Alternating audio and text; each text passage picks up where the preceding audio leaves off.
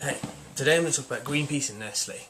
Now, a lot of you will know this and I'm not going to cover all ground, but essentially GreenPeace released a video stating that the use of palm oil by Nestle was attacking or endangering the lives of orangutans because of the palm oil was being grown on their habitat. Now, the palm oil used produced by that process was being used by Nestle, and that's how they were brought into it. So the accusation by GreenPeace was Nestle were killing orangutans for the sake of their products. And a very successful campaign that was released to their followers and to their supporters, and it sort of had a big presence on Facebook, which then led people to attack the Nestle page on Facebook. And they were getting sort of attacked every sort of 5 or 6 seconds, and a lot of people talked about the fact that the Nestle logo was being changed in order to kind of attack Nestle further. Now, the way they responded to that was caused a huge amount of debate in social media circles, was about the fact that they said that they would protect their copyright in stating that anyone altering the Nestle logos would have their posts deleted, which only simply served to cause more logos being altered and posted on the Nestle page. And that's really a lesson to how not to do that.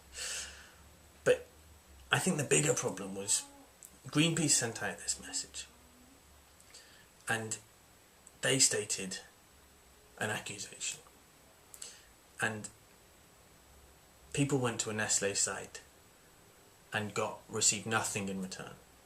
So there's no information, no response of any kind for 2 days. So 2 days went by. Now that silence is a very conspicuous silence, and it makes Nestle look guilty.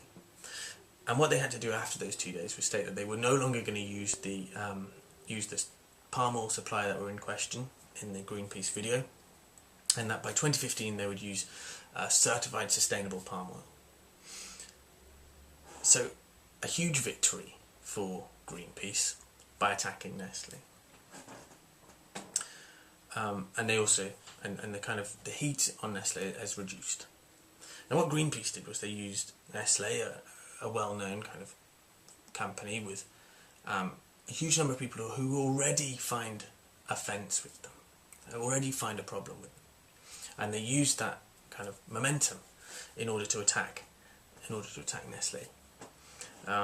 What they didn't really state was the fact that palm oil is quite an important product to Indonesians, and the fact that Nestle have stopped using their biggest producer has caused a protest in Indonesia towards Nestle about exactly that. So that's the first thing. Also, that it's one of the main contributors to society, to the social benefits. So huge amounts of people have work, and a huge amount of people get paid because of palm oil. If you look at the social impact of that ruling, in order to try and save orangutans, then an awful lot of people could be out of work.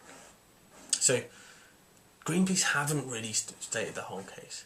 They could also have stated that actually huge numbers of companies rely on palm oil. So Nestle, Cadbury were actually targeted last summer in New Zealand with exactly the same accusation, and they came out immediately and stated that they were no longer going to use palm oil in their chocolate, and they were going to replace it with buttermilk. So I think there's a few things to learn. From Nestle's point of view, they need to respond quicker, but they could have also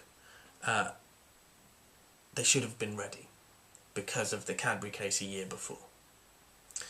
And from GreenPeace's point of view, they could have told more of the story, and they could have attacked more companies at the same time.